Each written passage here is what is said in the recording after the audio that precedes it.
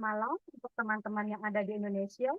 Selamat pagi untuk New York dan selamat siang untuk teman-teman di Jerman. Puji syukur kepada kasih karunia Tuhan bahwa kita kembali dipertemukan di ibadah persekutuan KTB. Mari kita buka ibadah kita dalam nama Bapa, Anak, dan Roh Kudus. Amin. Saya akan membacakan firman Tuhan yang terambil dari Ulangan 8 ayat yang kedua.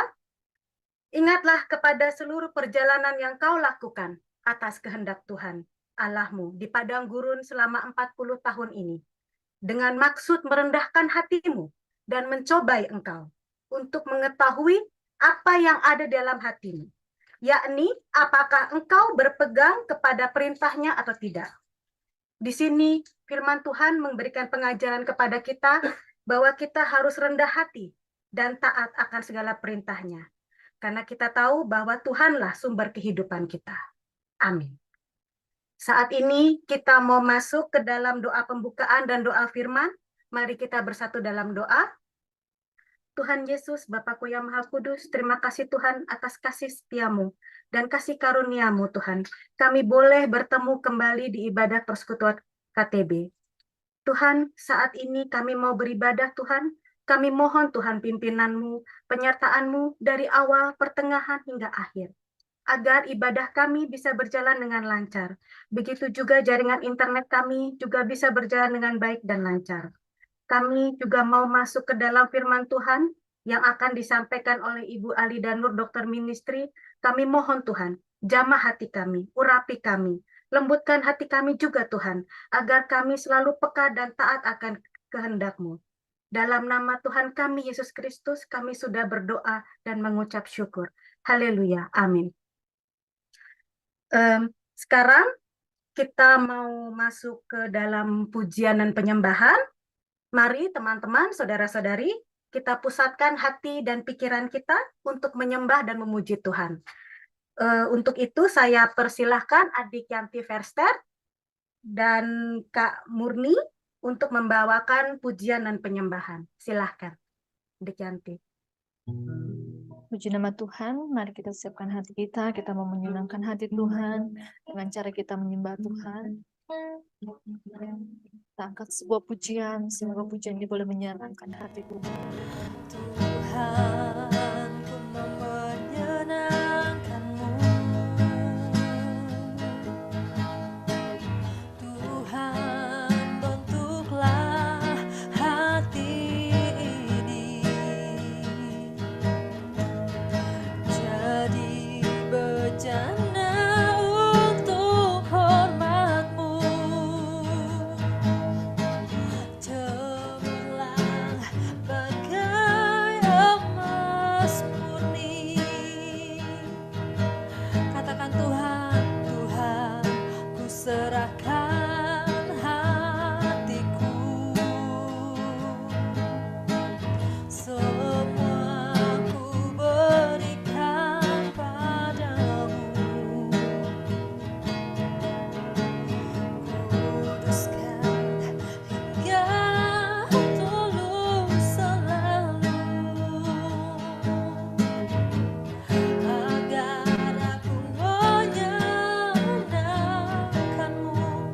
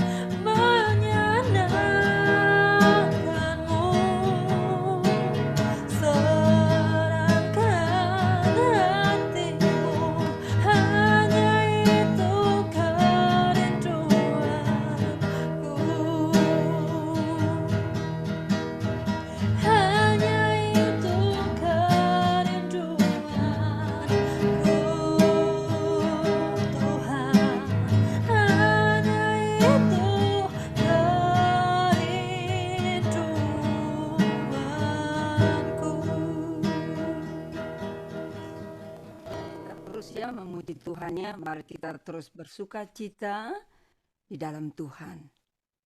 Terima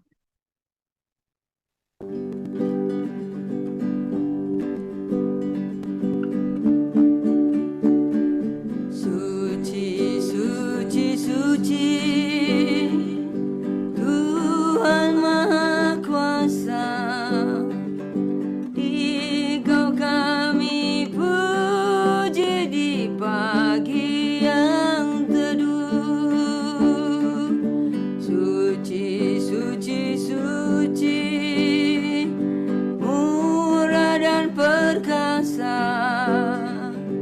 Allah Tritunggal, agung namamu. Suci, suci, suci, Kaum kudus tersungkur di depan tatamu memberi mahkotanya. Segenap malaikat sujud menyembahmu, Tuhan yang ada selama-lamanya. Suci, suci, suci, walau tersembunyi, walau yang berdosa tak tampak wajahmu, Kau tetap yang suci, tiada terimbangi. Kau Maha Kuasa, murni kasih-Mu. Suci, suci, suci, Tuhan Maha Kuasa, patut Kau dipuji seluruh karya-Mu. Suci, suci, suci, murah dan perkasa, Allah Tritunggal, agung namamu. Yanti Verster dan Kak Murni, lagu puji-pujiannya sangat memberkati kita semua. Saat ini kita mau mendengarkan kebenaran firman Tuhan ya dari buku jilid kedua yang berjudul Sejarah Penebusan Pertemuan yang Terlupakan dengan tema 40 tahun perjalanan di Padang Gurun bagian yang ketiga yang akan disampaikan oleh Ibu Alida Nur, Dokter Ministry, dan yang akan membantu membacakan firman saya sendiri. Silakan Ibu Alida, terima kasih. Baik, saya share screen dulu. Ya.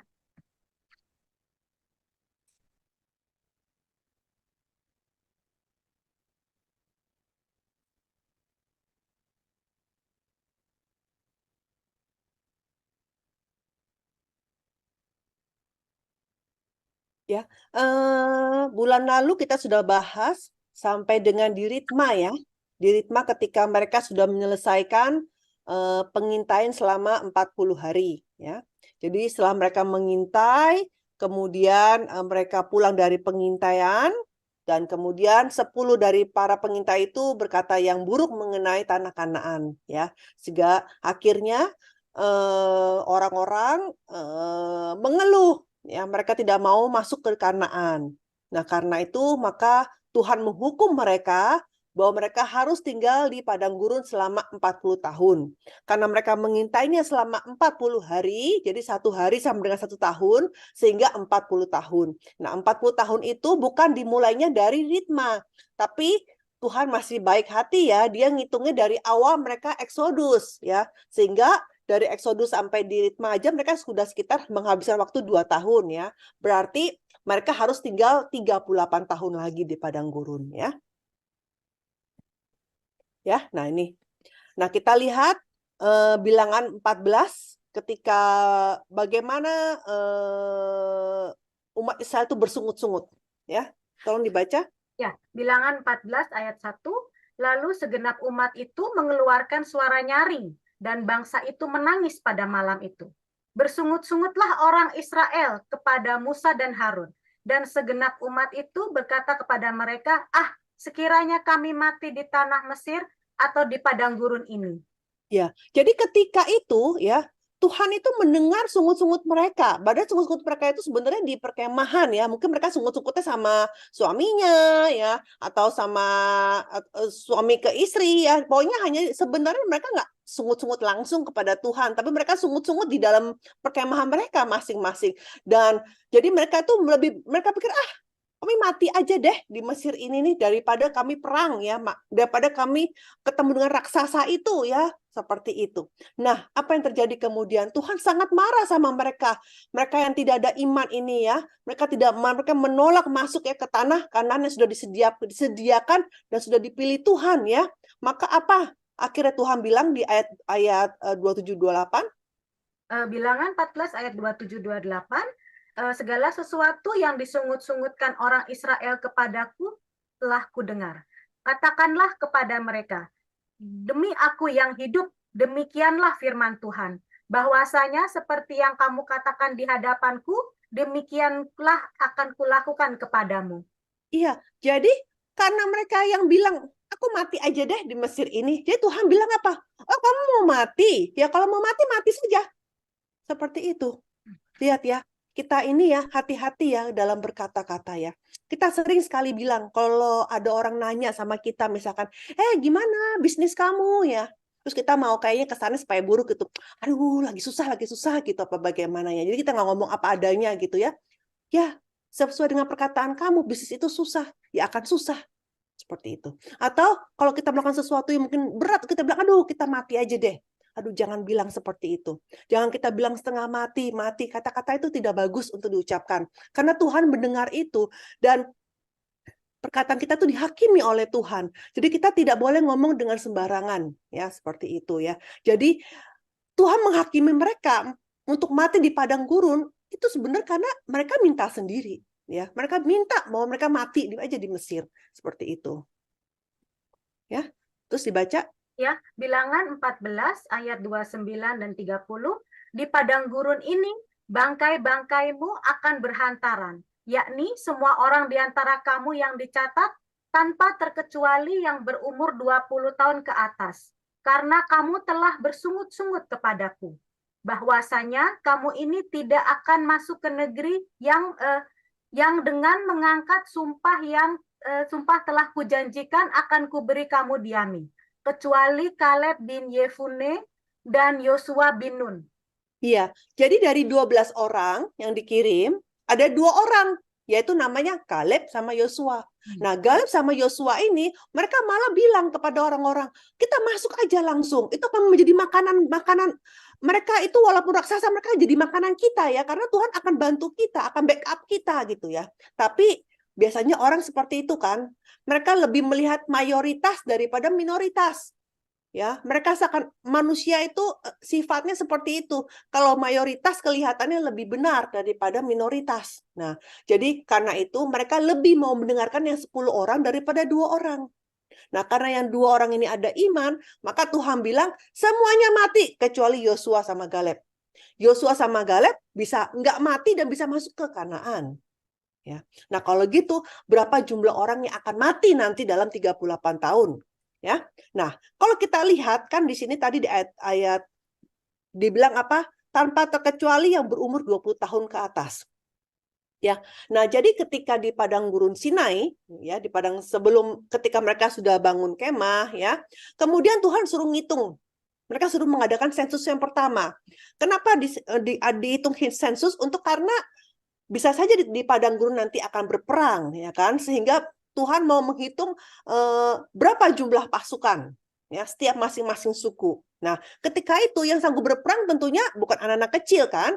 Tentu Tuhan bilang apa? Di Bilangan 1:45-46 dia bilang orang yang 20 tahun ke atas yang dihitung ya. Sampai umur berapa? Ya, tentu sampai yang bisa berperang ya.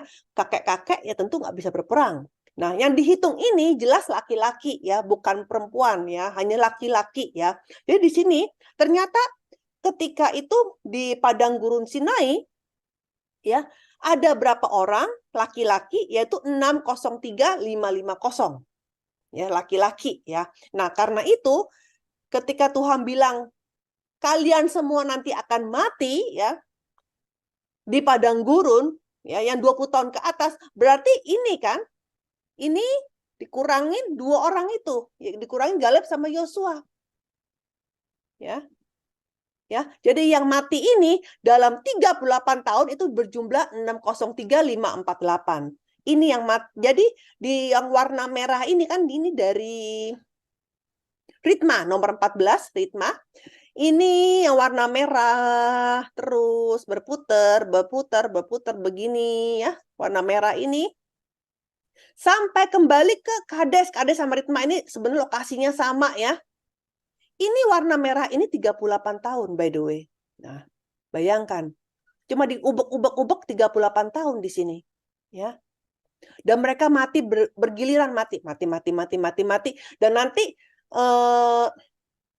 sebelum mereka mau menyeberang sungai Zeret, itu ada sungai kecil ya, sungai kecil gitu namanya Zeret. Itu sisa yang belum mati Tuhan kasih tulah sehingga mati semua beres. Seperti itu. Ya. Jadi ketika yang mereka waktu masuk Kanaan, siapa yang masuk Kanaan? Yang masuk Kanaan itu adalah generasi kedua. Siapa itu generasi kedua? Yaitu yang ketika dihitung dalam sensus, umurnya masih di bawah 20 tahun.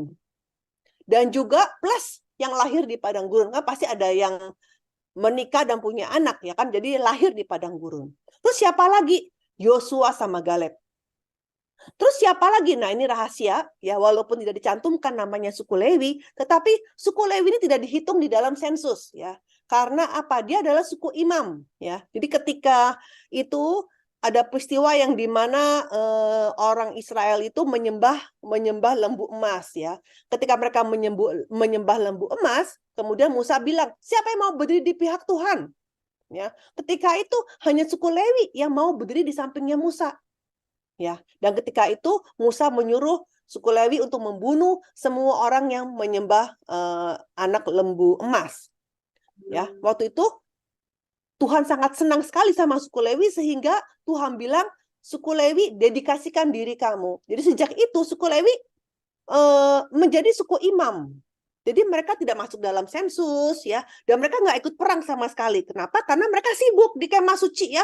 Mereka membereskan kemah suci dan harus ada pelita yang harus dinyalakan 24 jam, menyiapkan roti-roti sajian, seperti demikian. Pokoknya mereka sibuk aja ngurus untuk rumah Tuhan ya. Mereka nggak ikut campur dengan urusan perang ya, seperti itu ya. Jadi di sini kita lihat ya bahwa suku Lewi itu menerima kasih karunia yang besar ya sebagai suku imam ya. Mereka juga bisa masuk ke dalam Kanaan. Nah, sekarang sejak dihukum dari ritma ini, kemudian mereka mulai mundur ya, mundur ke sini ke kiri, mundur ke nomor 15 ini namanya Rimon Peros. Nah, Rimon Peros ini dalam bahasa Ibrani artinya delima yang hancur, delima yang pecah ya. Nah, tentunya ketika mendengar ada hukuman, harus tinggal 40 tahun, pasti mereka meratap. Ya, karena kenapa? Mereka merasa nggak senang dihukum seperti itu. Hukumannya kok lama amat, 40 tahun seperti itu. Dan mereka harus mengembara di padang gurun ya, yang mana tempat yang tidak nyaman untuk ditinggal karena padang gurun ini, ya kan? Nah, apalagi ketika mereka sudah tahu ya bahwa 10 orang yang tadi ngomong yang buruk mengenai Kanaan, itu mereka kemudian sama Tuhan dikasih tulah dan mereka mati. Ya, mereka mati. Nah, kita lihat sendiri di delima. Delima ini ternyata simbolnya adalah apa? Kita lihat di delima itu kalau di dalam baju jubah imam besar, itu di bawahnya itu ada untaian delima. Ada ornamen buah delima. Ya. Kemudian kalau kita lihat ukiran-ukiran dari tiang di bait suci juga ada gambar-gambar delima. Biasanya ada gambar buah delima, buah palem, seperti atau gambar kerub seperti begitu ya, pohon daun palem seperti itu ya.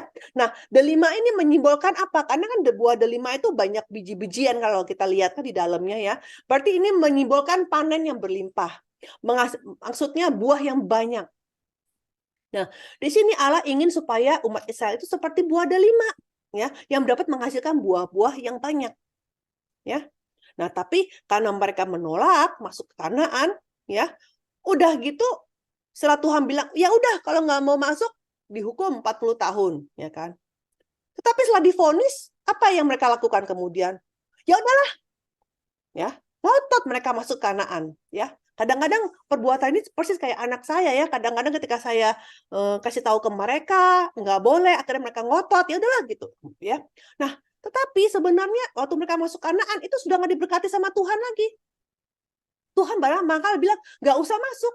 Kan aku sudah hukum kamu, tinggal 40 tahun di padang gurun. Nggak usah lagi masuk tanah Kanaan. Tapi mereka bilang, udah kita masuk aja.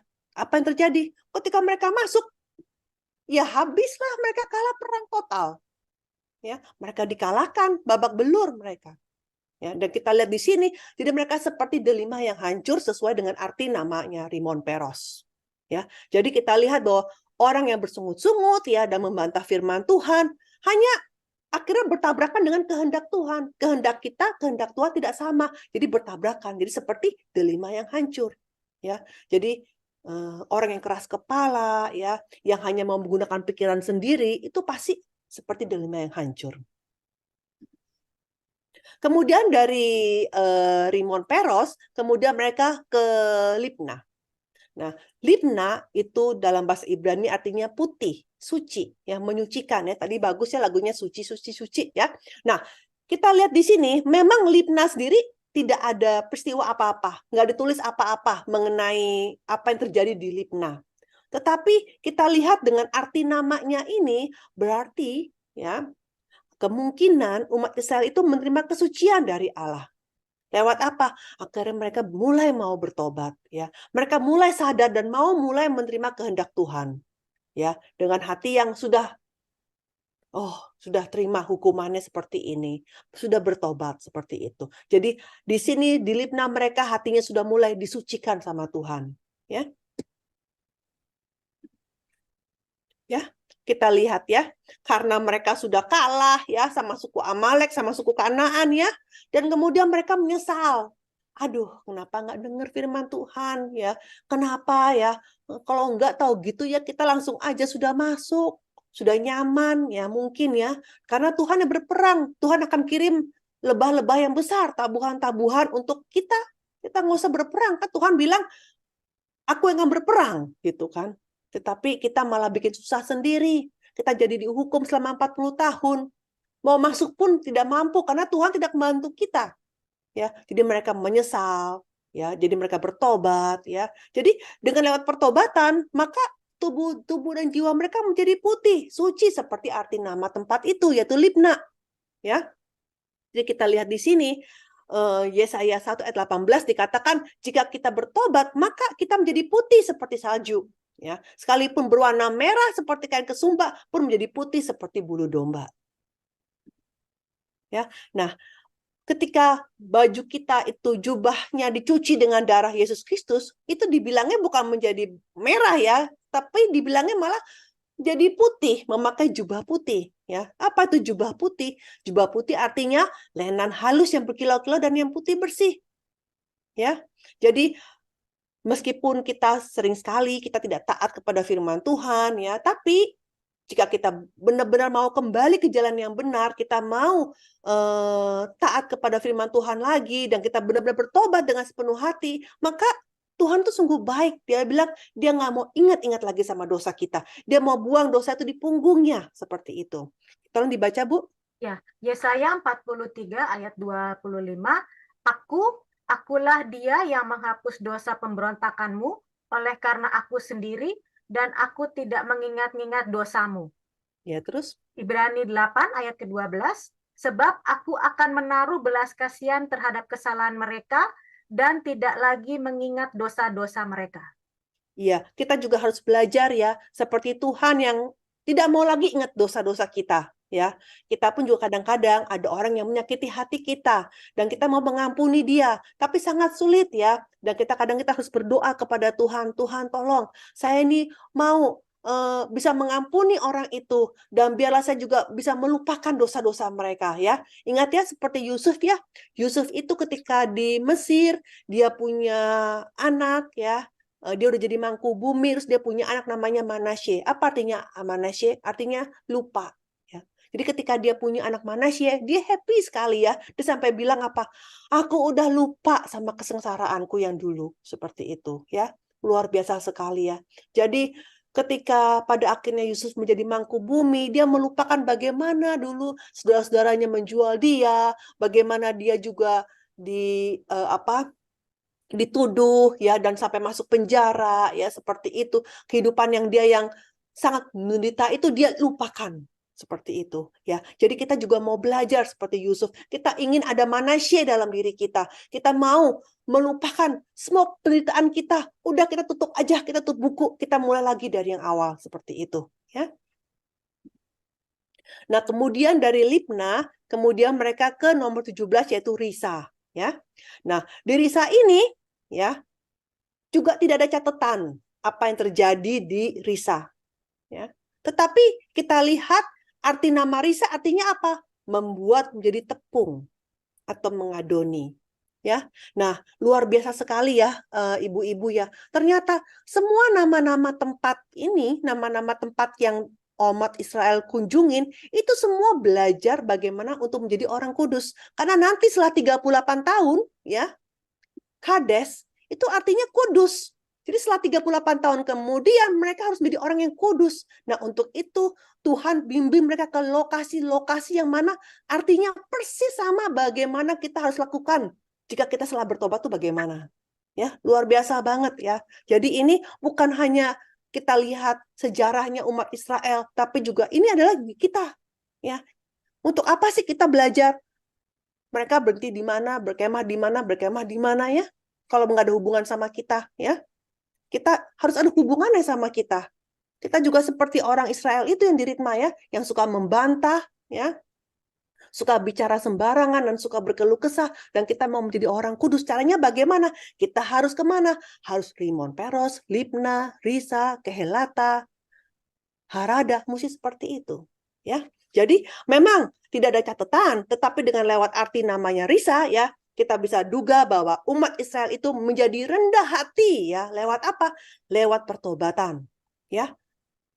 Dan juga mereka mulai sadar dan kalau hatinya bertobat aja dan rendah hati sehingga itu seperti yang tadinya tinggi hati ya, yang jadinya sombong, itu semuanya dihancurkan. Kekeras kepalaan itu semua dihancurkan yang keras-keras itu sehingga hati kita menjadi seperti tepung lagi, sifat-sifat kita menjadi tepung lagi sehingga Tuhan mau membentuk kita menjadi bejana yang bagus lagi. Seperti itu, ya.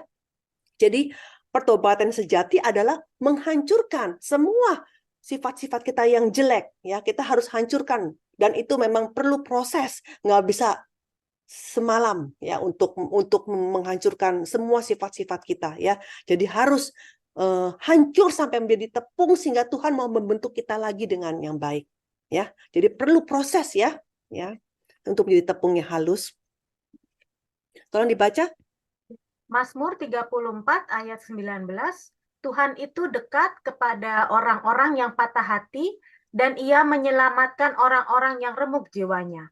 Mazmur 51 ayat 19, korban kesembelihan kepada Allah ialah jiwa yang hancur, hati yang patah dan remuk tidak akan kau pandang hina, ya Allah. Ya, sebenarnya dulu sebelum saya belajar Alkitab, saya nggak ngerti maksudnya orang-orang yang patah hati, apa ini patah cinta atau apa begitu. Saya dulu tuh baca ya, nggak mengerti. Tapi ternyata maksudnya hati yang patah itu ternyata artinya tuh broken, ya, menjadi tepung, dihancurkan menjadi serpihan ternyata dalam bahasa aslinya itu, ya. Jadi seperti itu. Jadi kita artinya apa? Kita datang kepada Tuhan itu dengan rendah hati.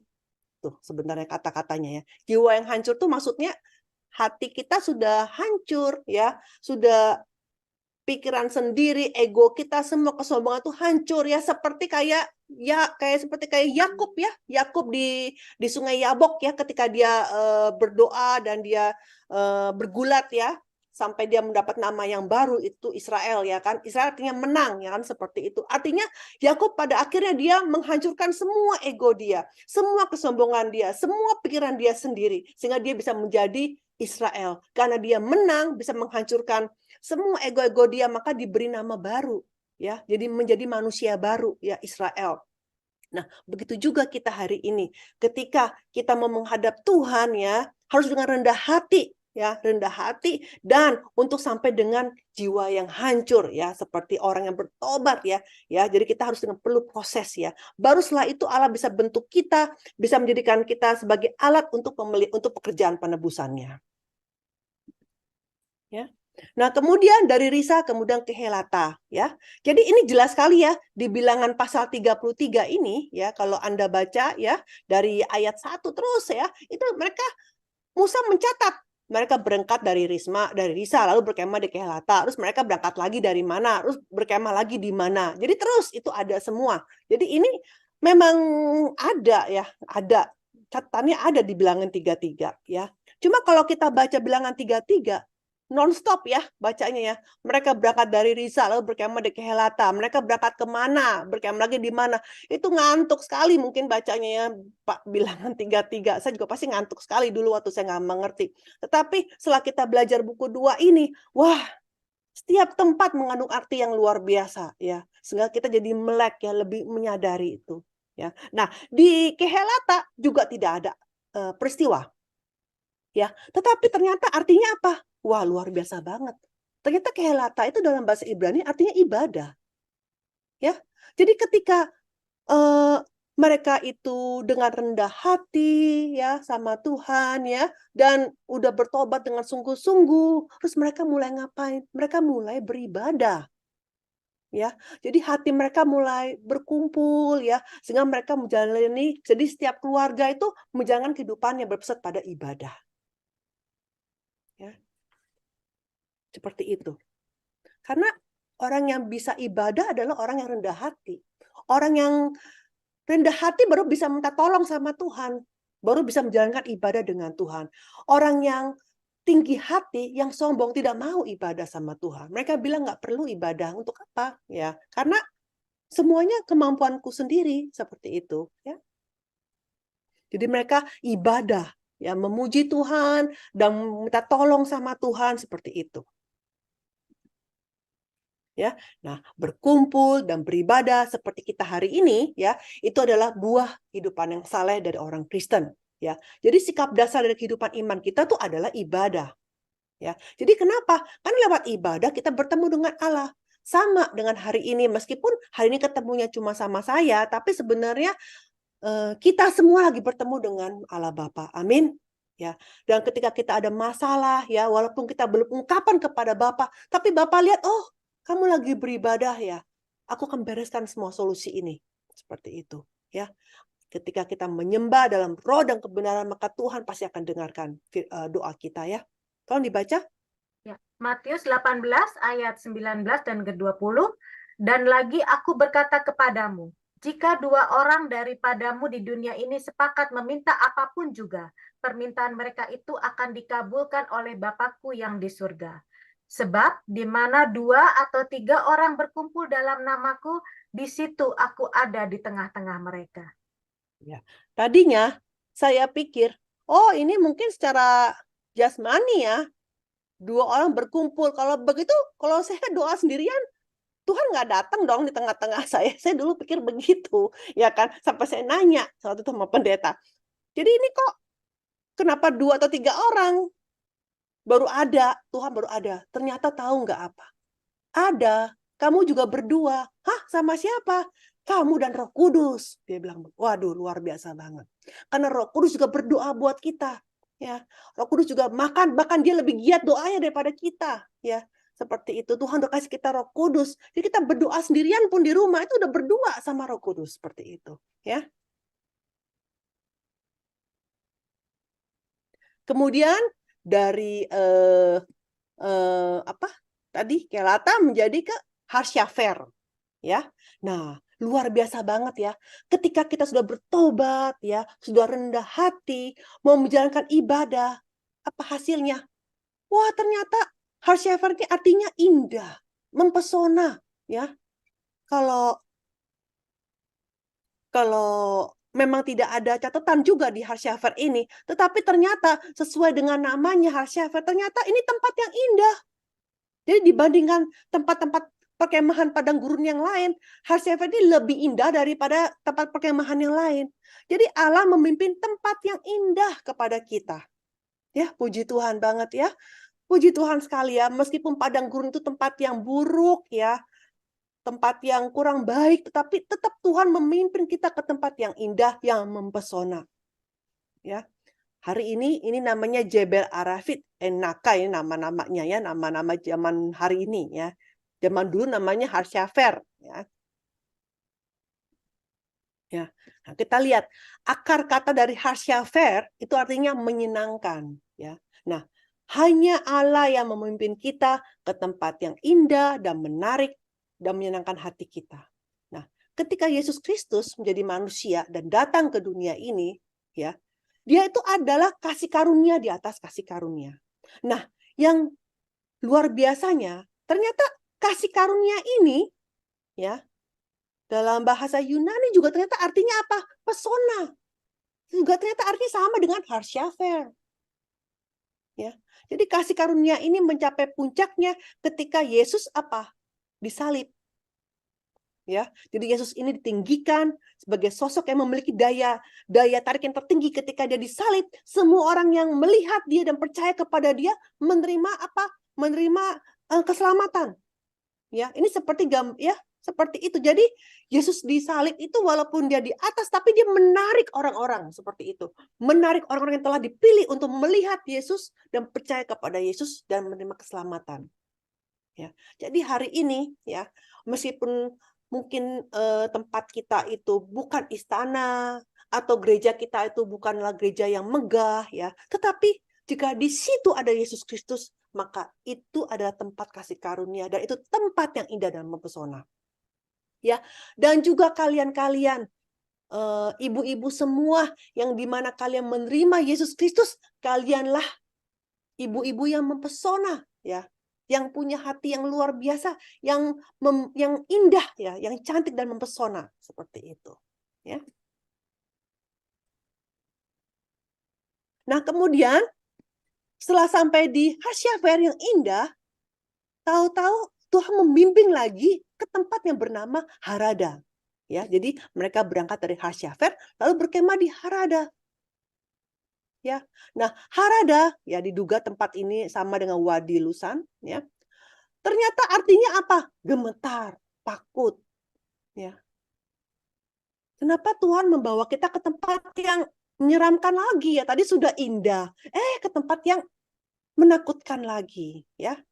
Memang tidak ada catatan, tapi dengan lewat kita belajar dari Harada ya, ini kita lihat bahwa umat Israel kemungkinan di daerah Harada ini ada bagian yang memang tempat habitatnya itu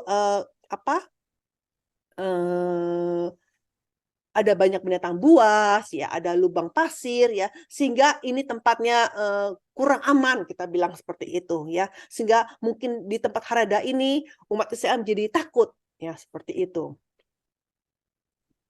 Nah, tapi kita lihat di sini bahwa meskipun tadinya awal Tuhan udah kasih kita tempat yang indah, kenapa nggak seterusnya aja tempatnya indah terus Tuhan?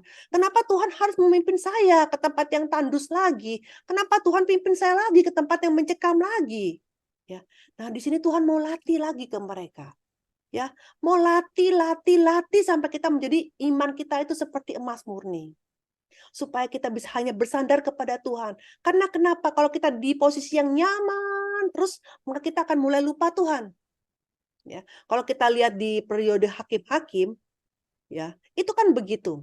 Ketika mereka lagi aman, lagi nyaman, ya, setelah berapa tahun kemudian mereka mulai lagi melupakan sama Tuhan dan mereka mulai lagi menyembah berhala. Sehingga mau tidak mau Tuhan kirim bangsa kafir untuk menjajah mereka, untuk menindas mereka.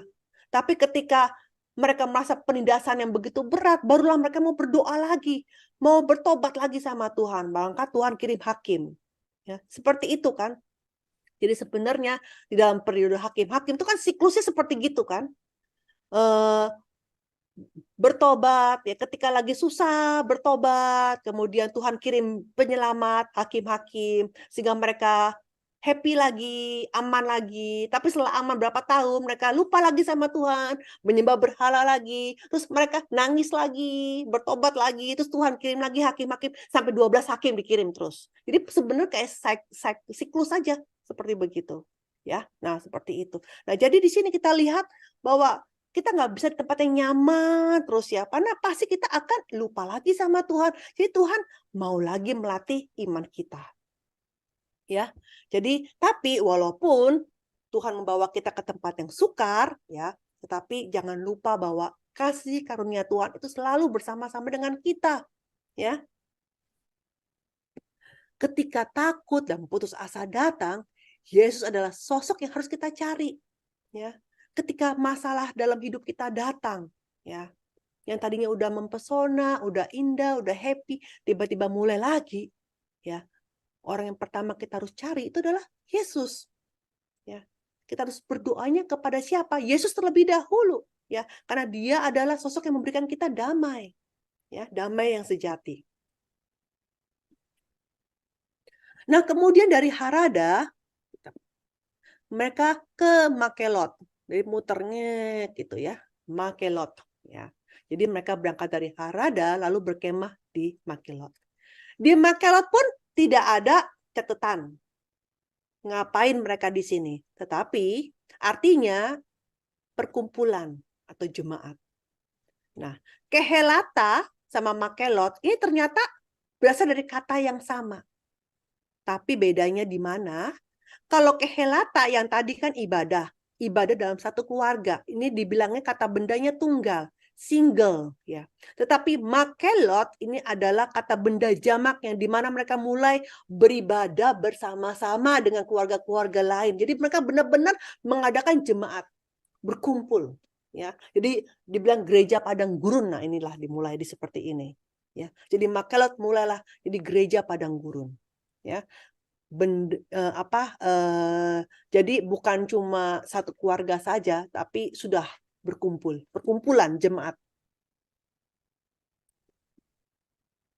Ya, jadi sejak memulai kehidupan pengembaraan, ya, ibadah dalam keluarga udah berkembang menjadi ibadah penyembahan oleh seluruh jemaat dengan dilakukan dengan berkumpul secara keseluruhan. Jadi semua orang Israel berkumpul, ya. Jadi umat mulai berfokus kepada ibadah setelah melewati Harada, tempat yang menyeramkan. Nah, kita lihat ya.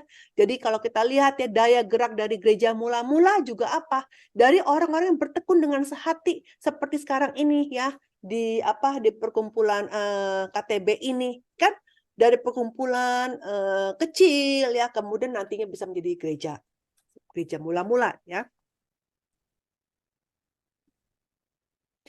Kemudian setelah itu dari Makelot, kemudian mereka ke Tahat.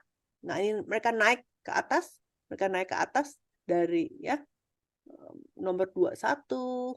Nah, ini 22 ya ini ya, Tahat ya. Nah, di sini juga nggak ada catatan, tidak ada catatan ya. Tetapi Tahat itu ternyata artinya turun ke bawah atau tempat yang rendah. Ya. Nah, di sini diperkirakan kenapa umat Israel itu pergi ke Tahat, itu kemungkinan karena mereka itu mau pergi ke dataran rendah untuk menghindari angin padang pasir ya. Ya, dan juga mereka mau mencari air.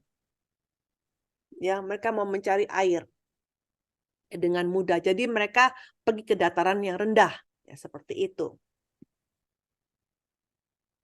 Tetapi Tahat juga menggambarkan Yesus Kristus, ya.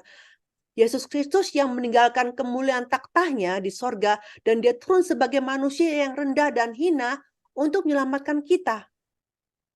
Ya, dan juga lucunya arti tahat ini selain artinya turun ke bawah, juga ternyata ada arti lain, yaitu artinya menggantikan sesuatu atau demi sesuatu. Nah, menggantikan sesuatu ini benar-benar menggambarkan Yesus kan? Yesus bukan aja dia turun dari tempat yang rendah ke tempat yang tinggi, tetapi dia juga mau mati untuk kita demi menggantikan kita. Jadi Yesus adalah tahat. Ya.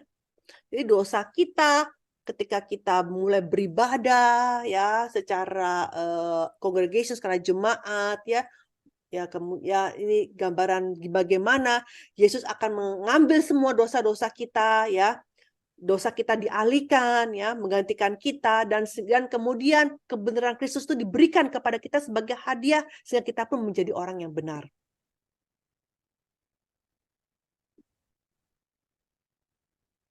Kemudian dari tahat, kemudian ke tarah.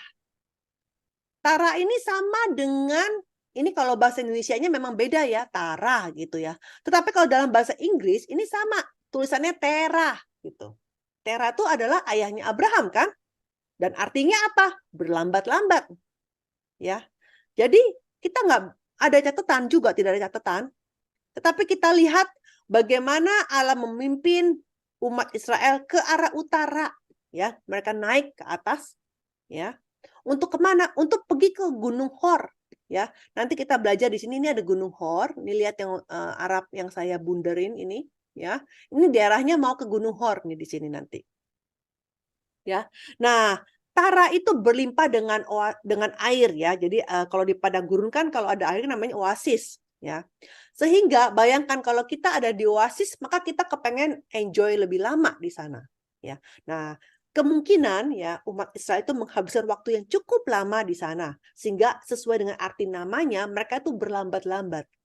Mereka udah nggak mau move lagi ya. Wah, ini udah enak nih di sini, udah tinggal di oasis gitu, seperti itu. Ya.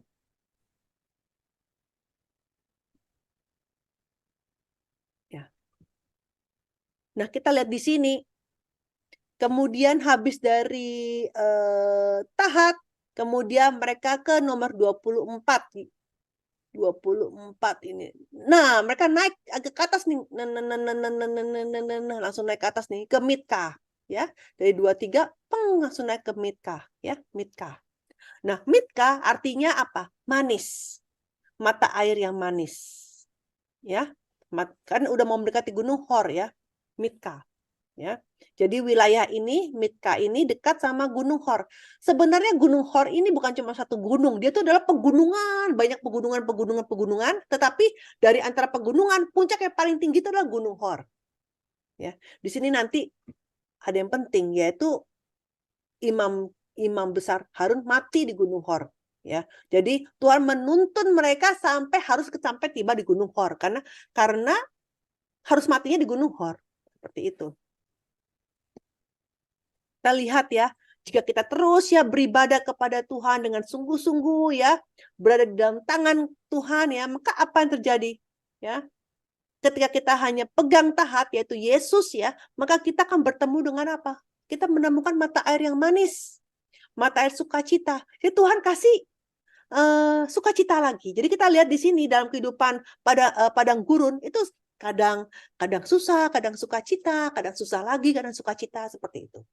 Ya, jadi nggak selalu sukacita atau susah terus, tidak ya, seperti itu. Tuhan membawa mereka ke tempat yang penuh dengan yang benar memang ada mata airnya yang manis. Ya, tolong dibaca. Yesaya 51 ayat yang ketiga, sebab Tuhan menghibur Sion, menghibur segala reruntuhannya. Ia membuat padang gurunnya seperti Taman Eden dan padang belantaranya seperti Taman Tuhan. Di situ terdapat kegirangan dan sukacita, nyanyian syukur dan lagu yang nyaring. Ya, jadi walaupun tadinya kita berlambat-lambat di tempat tadi yang namanya Tarah, ya, berlambat-lambat karena kelimpahan dunia, udah nyaman ya. Tapi ketika kita bertobat lagi, kita berbalik lagi kepada Tuhan dan mau taat lagi sama firman-Nya, maka Tuhan kasih kita berkat Mitkah. Ya, yang mana masa kelegaan, Seperti itu. Dia akan kasih kita sukacita, ya. Jadi kita lihat bahwa yang bisa memberikan kita sukacita sejati hanyalah Yesus Kristus. Ya, ini nggak usah dibaca, kita aja Yesus, barang siapa minum air ini, ia akan haus lagi, tetapi barang siapa minum air akan kuberikan kepadanya, ia tidak akan haus untuk selama-lamanya. Ya, sebaliknya air yang akan kuberikan kepadanya akan menjadi mata air dalam dirinya, yang terus-menerus memancar sampai kepada hidup yang kekal. Jadi Yesus adalah mata air sejati kita. Ya. Jadi Yesus adalah Mitka, ya. Yesus adalah Mitka. Jadi Tahat itu Yesus, Mitka juga Yesus, ya. Kemudian dari Mitka, kemudian mereka pergi kemana? Berkemah di Hasmona. Hasmona. Nah, Mitka, Hasmona. Nah, di sini Hasmona. Hasmona di sini Hasmona, ya. Nomor 25. Ya. Ya. Nah, Hasmona artinya berlimpah dengan buah, ya, atau tanah yang subur. Nah, kalau namanya aja udah berlimpah dengan buah tanah yang subur, berarti pasti ada air di sana. Ya. Jadi kita lihat selain Allah membawa mereka ke tempat yang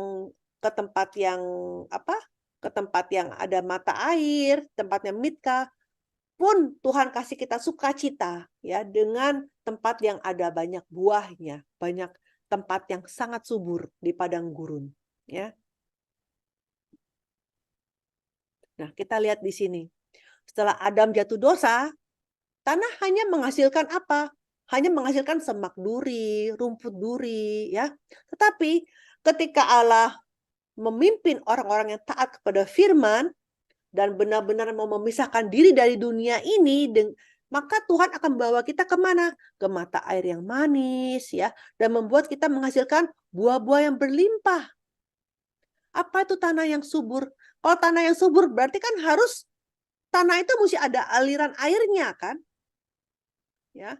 Nah, karena air itu adalah firman, maka berarti kalau kita mau jadi tanah yang subur dan bisa menghasilkan buah-buah dalam kehidupan kita, maka kehidupan kita harus berakar dengan firman Tuhan. Ya, artinya apa?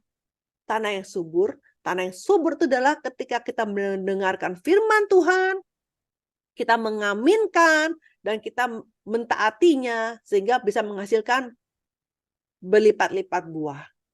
Ya, seperti itu. Jadi ketika kita mendengarkan dan menyadarinya dan melaksanakannya seperti itu, barulah buahnya akan ada. Nah, kemudian setelah dari Hasmona, kemudian mereka berangkat ke Moserot. Mereka turun ke Moserot. Ke sini nomor 26. Moserot. Nah, ini namanya kurang bagus ya Moserotnya. Artinya apa? Hukuman. Kuk atau pembalasan. Ya. Nah, Moserot ini berasal dari kata asar yang berarti mengikat, membelenggu, mengikat pinggang dengan erat. Ya. Nah, Moserot itu adalah bentuk jamak dari Mosera. Ini terletak di wilayah yang sama dengan Mosera di mana Harun mati. Ya, berarti Moserot ini letaknya juga dekat-dekat sini di Gunung Hor, dekat-dekat sini. Di wilayah sini. Ya, dekat sekali sama nomor 33 ini Gunung Hor ini, ya. Nah, kita lihat wah ini sayang banget gambarnya buremnya ternyata setelah diperbesar. Baru saya lihat. Nggak jelas tulisannya karena ada yang kecil gambarnya jadi nggak ada. Jadi ternyata dari Moserot, jadi saya ini nih. Nah, ini mungkin jelas ya. Dari Moserot ini sampai ke Gunung Hor ini kan aduh bukan sangat deket-deket banget. Tetapi Tuhan menghukum mereka supaya mereka muter-muter lagi di sini. Sampai 7 kali mereka mesti muter, bayangin dari sini, ya. Mereka muter ke sini, turun ke bawah, bayangin. Turun ke bawah, sampai ke sini. Ya, seperti itu. Sampai mau, bayangin, udah deket di sini, mau ke bawah lagi. Ya, seperti itu.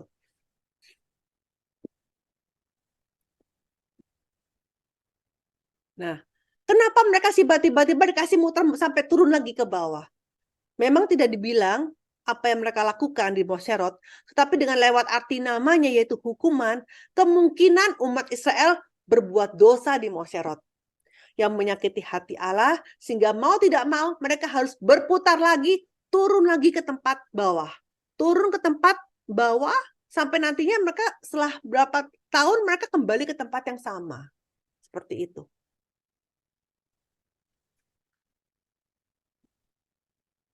Kemudian nomor 27. Bene Yaakan. Jadi dia naik dulu ke atas, nanti baru turun nih, baru turun set gitu. Jadi ke Bene Yaakan. Jadi mereka berangkat dari Moserot lalu berkemah di Bene Yaakan. Ya. Di Ulangan 10 ayat 6 dikatakan tempat ini sebagai Berot Bene Yaakan, yang berarti sumur dari anak-anak Akan.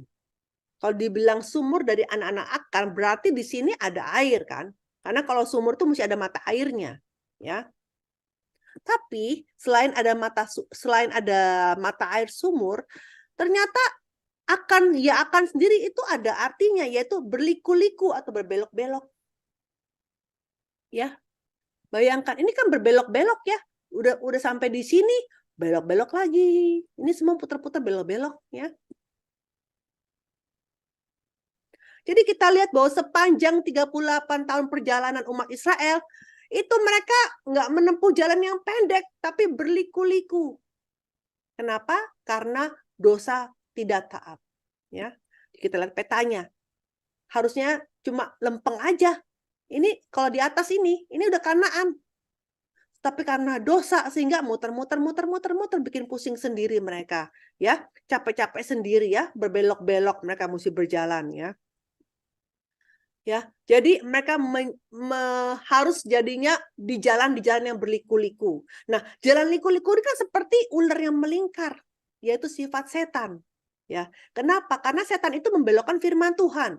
Jadi kalau kita terbujuk oleh setan, ya, maka kita menjadi tidak mau mendengarkan firman Tuhan, kita menolak firman Tuhan, membuang firman Tuhan, dan hasilnya kita susah sendiri. Dan kita harus dengan letih lesu berjalan di jalan yang berliku-liku.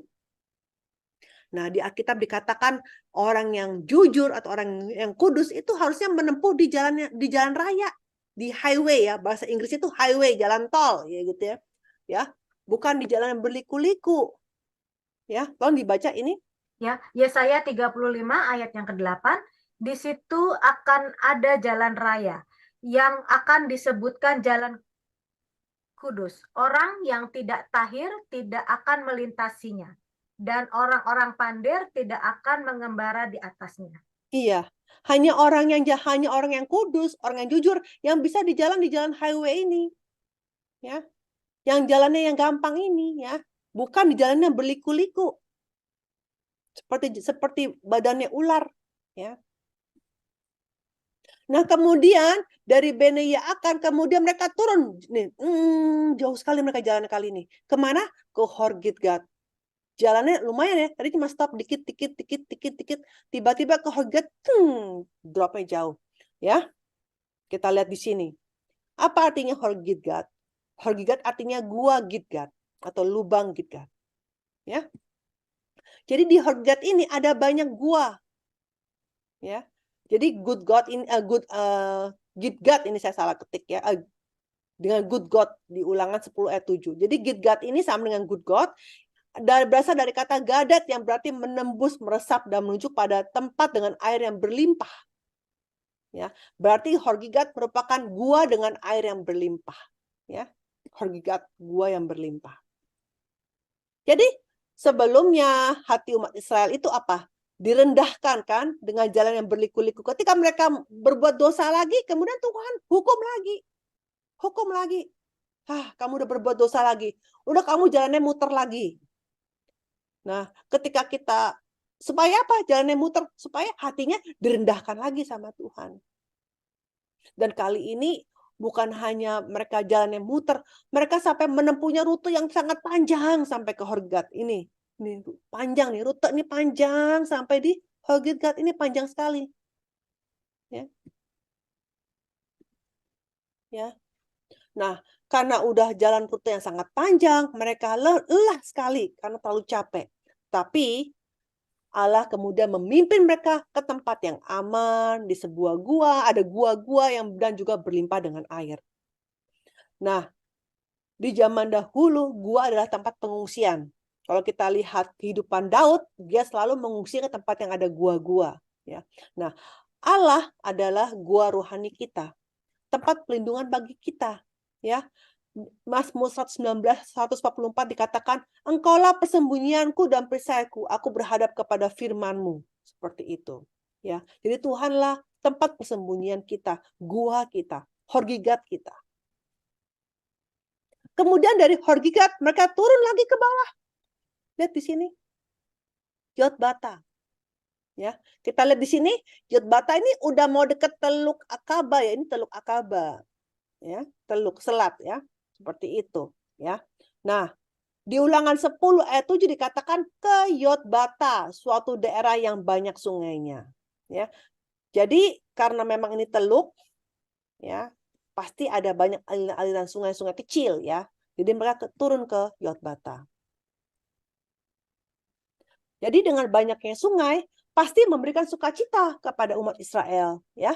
Mereka bisa bisa minum sepuasnya, ya, bisa memulihkan tenaga, ya, karena mereka sudah menempuh perjalanan yang sangat melelahkan. Nah, jadi seperti itu. Bagi orang yang tetap pegang Yesus, yang percaya kepada Yesus, maka akan ada berkat dari dalam hatinya akan mengalir aliran-aliran hidup. Ya.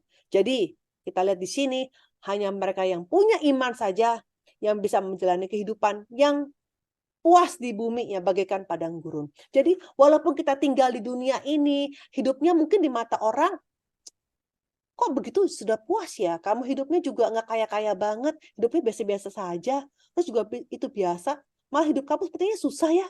Wah, mungkin orang dunia mungkin lihat kita seperti itu. Tapi karena kita ada Yesus, maka kita puas saja tinggal di bumi ini. Ya, sudah cukup. Sudah hidup berkecukupan dan juga bahagia. Ya, seperti itu. Kemudian dari Yotbata mereka ke Abrona. Ya, kita lihat di sini mereka ini sudah mau siap-siap naik ke atas nih. Ya, untuk bisa naik ke atas, kembali ke tempat yang dulu di Ritma yang ketika mereka mau dihukum itu, mereka harus melewati Abrona. Ya, mereka harus melewati Abrona. Nah, Abrona berasal dari kata abar yang artinya melewati atau menyeberangi atau jalan atau migrasi. Jadi Abrona ini artinya jalan. Ya, jalur. Yang mau nggak mau umat Israel harus lalui untuk bisa kembali naik ke atas. Ya, dan karena ini juga tempatnya dekat sama Teluk Akaba, maka Abrona juga adalah sebuah oasis. Ya. Nah, tidak ada peristiwa apapun di dalam Abrona ini, tetapi untuk bisa kembali ke Kades, mereka harus melewati Abrona. Ini yang tadi saya sudah jelaskan. Nah, siapa Abrona kita? Yesus juga adalah Abrona kita. Karena kita ini mau kemana? Kita mau kerajaan sorga. Dan untuk bisa ke kerajaan sorga, maka satu jalan harus tempuh adalah harus hanya melalui Yesus Kristus. Yesus bilang apa? Akulah pintu. Ya, akulah pintu katanya. Jadi kalau mau masuk harus lewat aku. Nah, ternyata kata aku ini melalui aku dalam bahasa Yunani dibilangnya diemau, yang arti Yesus adalah satu-satunya pintu untuk keselamatan. Di sini memang di dalam bahasa Indonesia nggak dibilangin akulah satu-satunya pintu gitu, tidak. Tetapi dalam bahasa Yunani jelas sekali ya, melalui aku satu-satunya aku. Barang siapa masuk harus melalui satu-satunya saya, gitu, seperti itu. Ya, jadi Abrona juga menggambarkan Yesus Kristus. Jadi ini semua menggambarkan Yesus Kristus semuanya. Nah, kemudian dari Abrona ke tempat Esyon Geber. Ya, nah ini tempat terakhir yang kita akan bahas malam hari ini, ya, Esyon Geber, yang artinya apa? Punggung pahlawan atau tulang belakang seorang raksasa. Punggung, tulang belakang. Ya, jadi mereka berangkat dari Abrona lalu berkemah di Esyon Geber. Ya, nah ini Esyon Geber itu adalah tempat pelabuhan. Ya, di zamannya Raja Salomo sama Raja Yosafat, ketika mereka bikin kapal-kapal, ya, mereka bikin kapalnya di sini nih, di Esion Geber. Ya, ini adalah tempat nantinya di kemudian hari Raja Salomo dan Raja Yosafat membuat kapal-kapal. Ya. Esion Geber ini berasal dari kata asli yang berarti tulang belakang. Ya, jadi Esion Geber artinya tulang belakang. Nah, kita ini manusia pasti ada tulang belakang untuk menyangga tubuh kita, ya kan, supaya bisa berdiri. Nah, seperti itu, kalau kita nggak ada tulang belakang, berarti kita nggak bisa berdiri. Jadi tulang belakang kita tuh siapa? Tulang belakang kita adalah firman Tuhan. Ya. Jadi kalau kita meninggalkan firman Tuhan, kita nggak bisa melakukan pekerjaan Tuhan sama sekali. Kita harus pegang Yesus, pegang firman Tuhan sebagai tulang punggung kita. Ya. Sumber kekuatan yang mendukung seluruh hidup kita, ya, dan juga semua sejarah manusia itu adalah firman Tuhan, ya. Allah menciptakan dunia dengan firman-Nya. Terus dia menopang segala sesuatu juga dengan firman-Nya. Jadi tanpa firman nggak ada dunia, ya.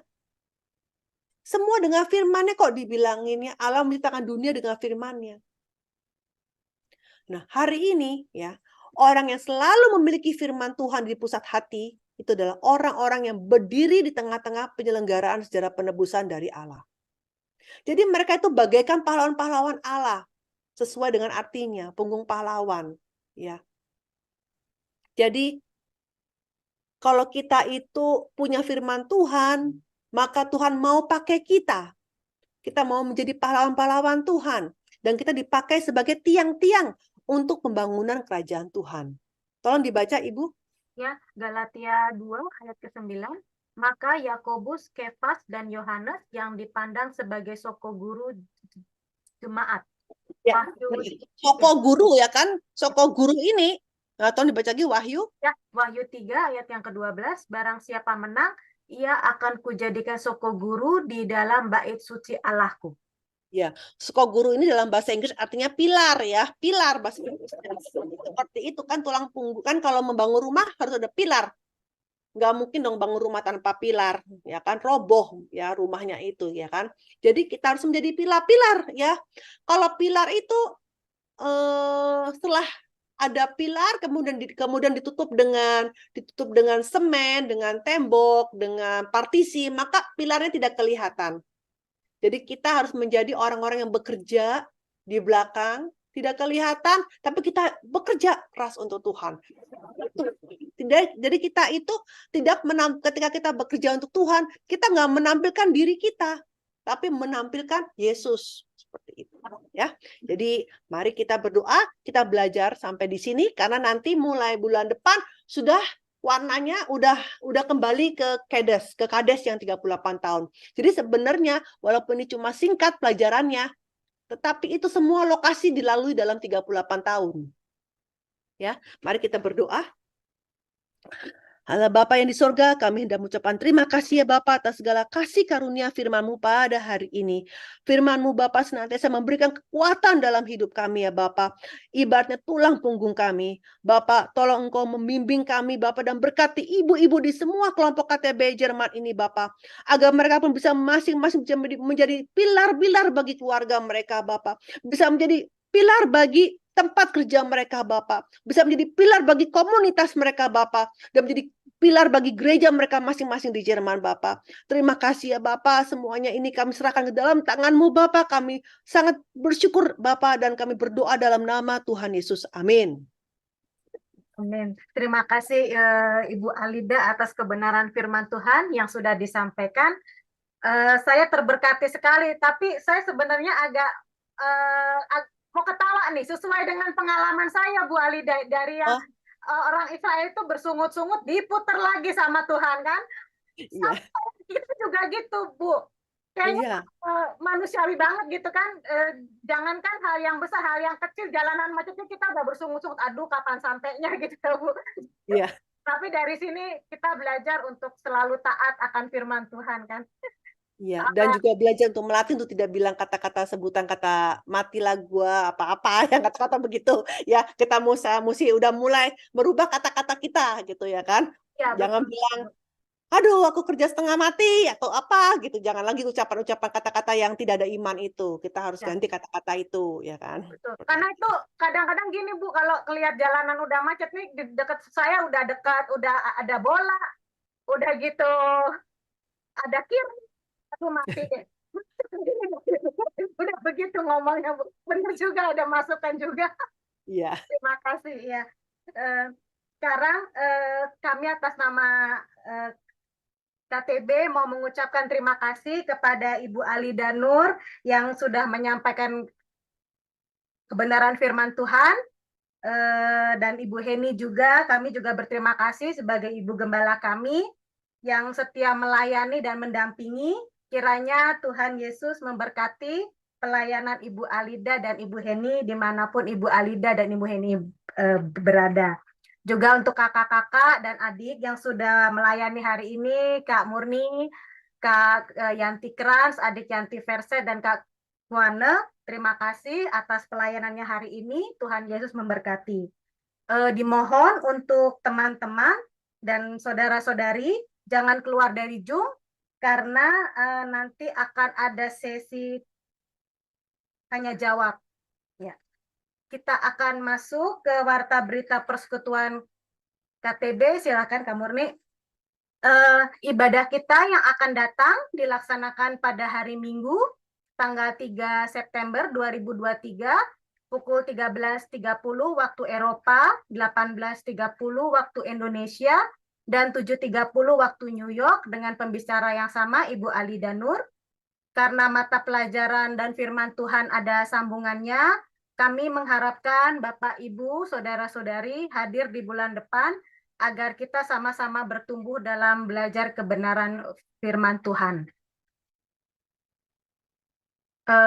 Persembahan 2 Korintus 9 ayat yang ke-7, hendaklah masing-masing memberikan menurut kerelaan hati, jangan dengan sedih hati atau karena paksaan, karena Allah mengasihi orang yang memberi dengan sukacita. Kami, Persekutuan KTB, mengucapkan terima kasih banyak. Tuhan Yesus memberkati. Ya, terima kasih. Sekarang kita masuk ke dalam pujian akhir yang akan dibawakan oleh Kak Murni. Penuhi hidupku dengan Roh-Mu agar ku jadi saksimu. Pakailah hidupku dan urapilah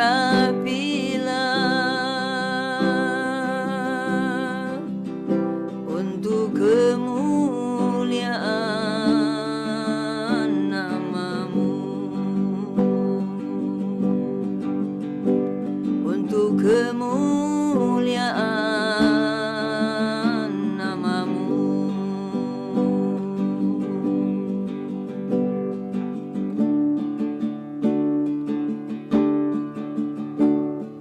Tuhan, ini aku, jadikanlah ku alat-Mu, itakan Injil-Mu.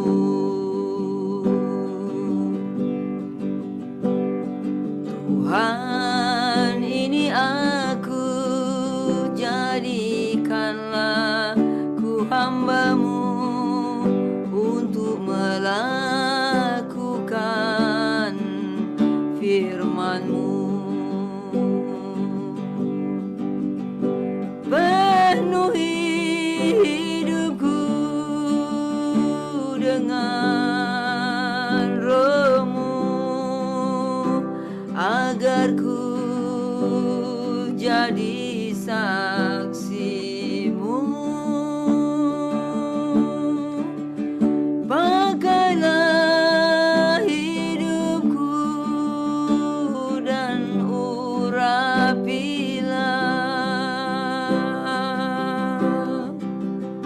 untuk kemuliaan nama-Mu.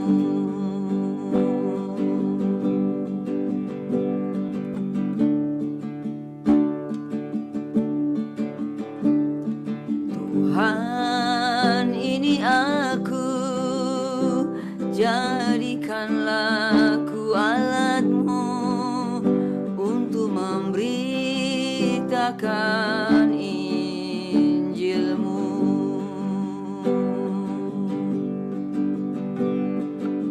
Tuhan, ini aku, jadikanlah ku hamba-Mu untuk melakukan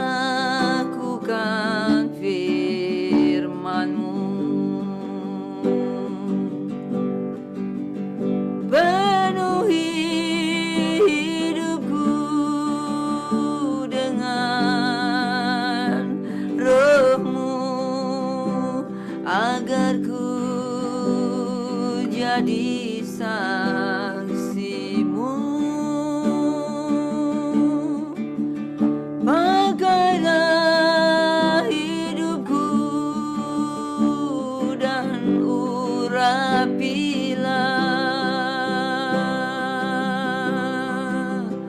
untuk kemuliaan nama-Mu. Penuhi hidupku dengan Roh-Mu agar ku jadi saksi-Mu. Pakailah hidupku dan urapilah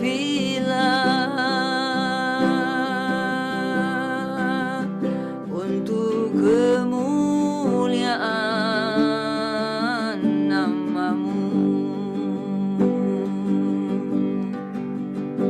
Untuk kemuliaan nama-Mu.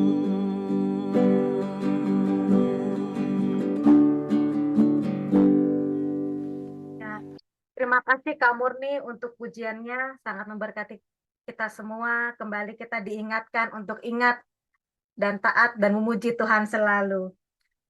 Sekarang kita mau masuk ke doa syafaat dan doa penutup. Doa syafaat akan dipimpin oleh Kak Yanti Krans dan penutup oleh Ibu Heni. Silakan Kak Yanti Krans. Ya, mari kita satukan hati kita untuk bersama-sama mengangkat doa dan ucapan syukur. Bapak kami yang ada di dalam surga, Bapak kami yang baik, Bapak yang selalu memberikan kebaikan di dalam kehidupan kami, Bapak yang kami kenal melalui Tuhan kami Yesus Kristus, kami mau mengucap syukur Bapak atas kebaikan dan penyertaan-Mu selama sebulan ini Bapak. Dan kami juga mau bersyukur Tuhan untuk penyertaan-penyertaan-Mu sebelum-sebelumnya. Kami mau bersyukur untuk berkat-Mu hari ini, untuk kemurahan-Mu, atas izin-Mu kami boleh berkumpul dalam keadaan sehat.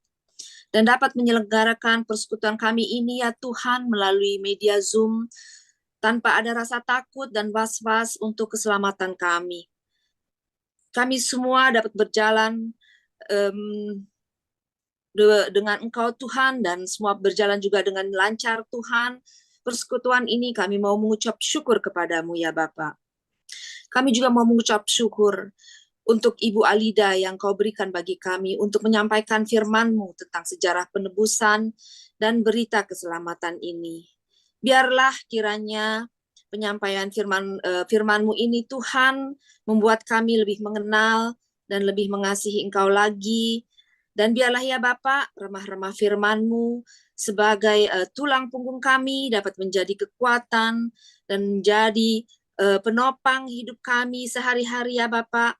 Dan biarlah juga di dalam hati kami mengalir aliran-aliran air kehidupan. Kami juga mau bersyukur atas karunia-Mu kepada kami, bahwa Ibu Heni sebagai gembala kami Tuhan yang telah setia menyertai kami dan membimbing kami, sehingga KTB ini dapat terus berjalan seperti sekarang ini. Kiranya ya Bapak, Engkau limpahkan hikmat dan penyertaan-Mu, pimpinan-Mu, perlindungan-Mu, kesehatan dan sukacita, serta damai sejahtera bagi Ibu Ali dan Ibu Alida dan Ibu Heni. Kami juga memohon kiranya Engkau ya memberkati mereka satu persatu ya Bapak dalam pelayanan mereka bagimu, dimanapun juga mereka Engkau tempatkan, supaya firman-Mu dapat terus disebarkan oleh beliau dan tidak berhenti di tengah jalan saja ya Bapak. Kami juga mau bersyukur Tuhan untuk berkat dan hikmat kemurahan-Mu juga Engkau telah limpahkan bagi mereka. Pada saat mereka mendampingi suami Bapak, biarlah Engkau juga berkati satu persatu dan dalam mendidik anak-anak mereka juga ya Bapak, biar hikmat-Mu saja yang terlimpah bagi mereka. Bapak yang baik, kami juga mau berterima kasih untuk penyertaan-Mu bagi Kak Murni dan seluruh saudara-saudara kami dalam pelayanan KTB ini ya Bapak, yang dengan penuh sukacita Tuhan telah mempersiapkan segala sesuatunya, sehingga persekutuan KTB ini boleh terus berjalan sampai hari ini. Terima kasih untuk itu ya Tuhan. Biarlah bara kasih dan kuasa Roh Kudus-Mu yang mengobar dan memberikan semangat bagi kami untuk tetap setia dan penuh sukacita melayani-Mu. Pakailah kami terus ya Bapak sebagai alat-Mu. Dan kiranya juga puji-pujian serta persembahan kami ya Tuhan boleh berkenan bagimu dan kiranya juga dapat menyenangkan hatimu. Bapak, ucapan syukur dan terima kasih kami juga kami panjatkan kepadamu untuk penyertaan-Mu kepada seluruh anggota keluarga kami masing-masing Tuhan. Kami percaya Tuhan kepada para suami kami dan para istri-istri kami ya Tuhan, kepada anak-anak kami dan saudara-saudara kami yang mungkin masih ada Tuhan. Biarlah Engkau yang menuntun mereka Tuhan, supaya mereka juga membukakan hati mereka Tuhan dan menerima Engkau sebagai Tuhan dan Juru Selamat mereka yang hidup. Biarlah jamah hati mereka satu persatu ya Bapa. Khususnya bagi anak-anak kami dan cucu-cucu kami Tuhan, generasi-generasi muda Tuhan, kami memohon Tuhan Yesus untuk perlindungan dan penyertaan-Mu. Berikan mereka satu persatu perlindungan dan teman-teman yang takut akan Engkau, yang percaya kepadamu ya Tuhan. Dan biarlah darah-Mu yang Kau curahkan di kayu salib Tuhan, kiranya melindungi mereka dari kuasa sejahat.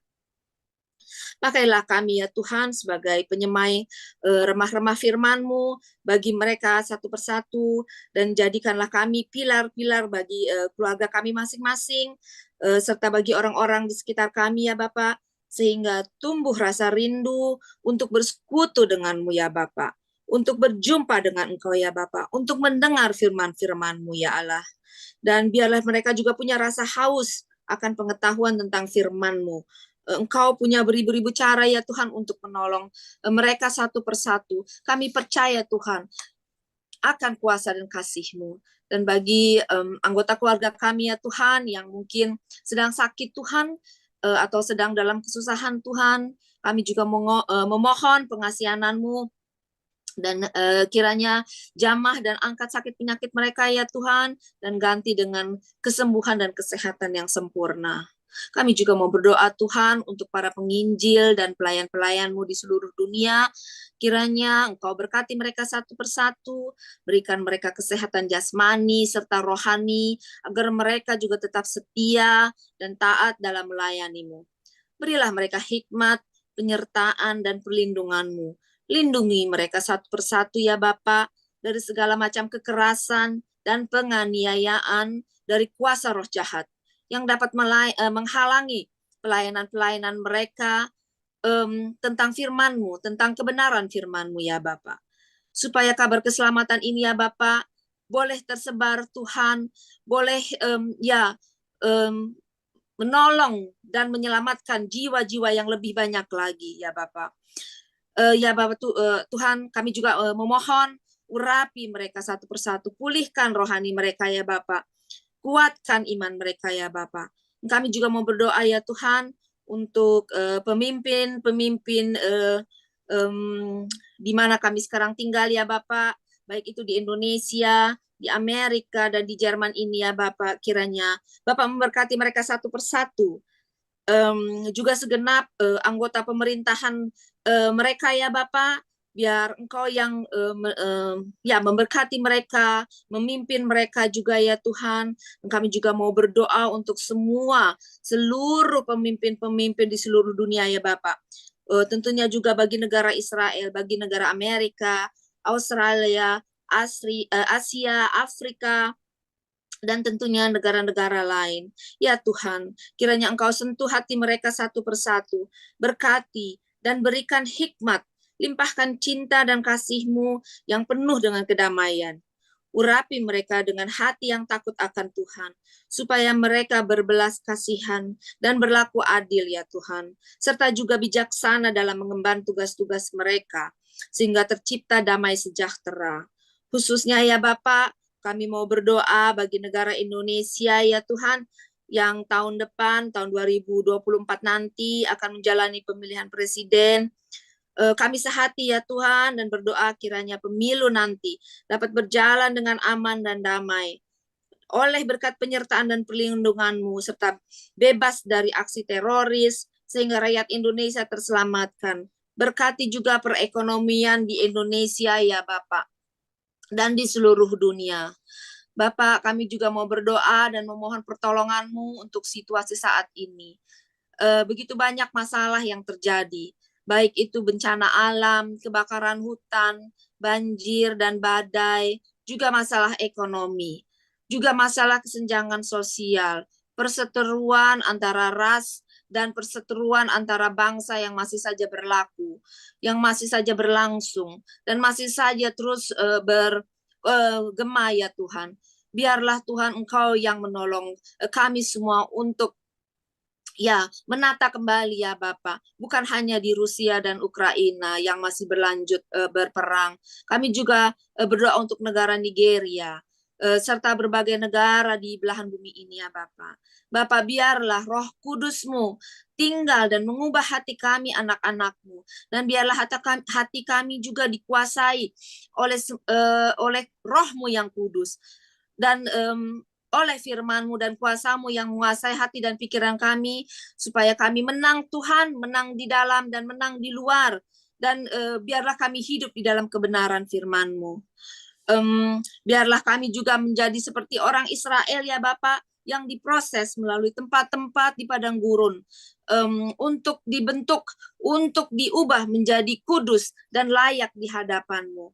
Ya Bapak, kami juga percaya akan kasih dan penyertaan-Mu. Kami percaya bahwa Engkau akan menolong kami. Kami percaya Tuhan kasih-Mu yang begitu besar. Dan kami mau menyerahkan segala sesuatunya di bawah kaki salib-Mu.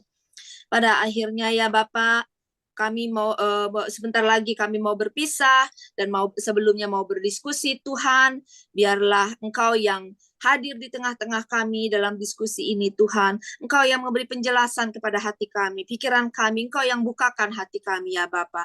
Biarlah damai sejahtera-Mu ada pada kami. Biarlah hati kami Engkau bentuk seperti bejana.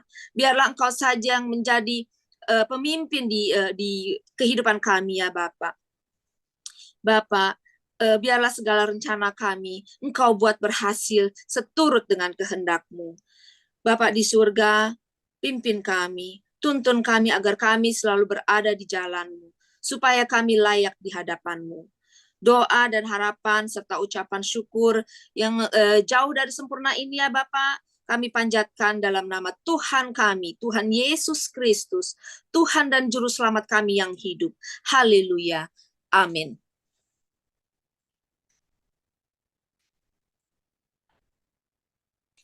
Iya, terima kasih.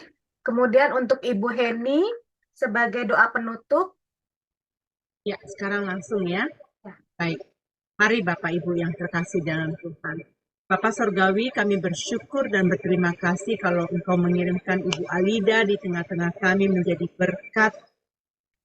Bapak, apa yang Engkau berikan kepada kami tahu ini adalah satu anugerah yang besar untuk berbicara banyak terhadap roh kami, supaya kami mempersiapkan diri untuk masuk di dalam kerajaan. Biarlah setiap persinggahan-persinggahan yang telah kami pelajari tadi, Bapak, itu menjadi dampak buat kami untuk meresponi panggilan-Mu, untuk kami sungguh-sungguh untuk mempersiapkan hati kami dalam hadirat-Mu. Berkati Ibu Alida secara khusus ya Bapak, apalagi saat ini dia sedang sibuk, super sibuk dalam pelayanannya ya Bapak. Berikan terus kesehatan kepada Ibu Alida. Ya Bapak, kami percaya Ibu Alida Engkau pakai lebih heran, lebih ajaib. Bapak dan hamba berdoa biarlah segala pergumulan kerinduan hatinya Engkau kabulkan. Sebab Engkau memperhatikan orang yang spesial bagi Bapak Surgawi. Sebentar kami akan menerima berkat yang dari Engkau sendiri ya Bapak. Kami mau Bapak Engkau yang berkat di atas kehidupan kami satu-satu. Mari kita menerima berkat dari Allah Bapa. Tuhan yang akan memberkati dan melindungi kita. Tuhan yang akan menyinari kita dengan wajah-Nya dan memberikan kita kasih karunia. Tuhan menghadapkan wajah-Nya kepada kita dan memberi kita damai sejahtera.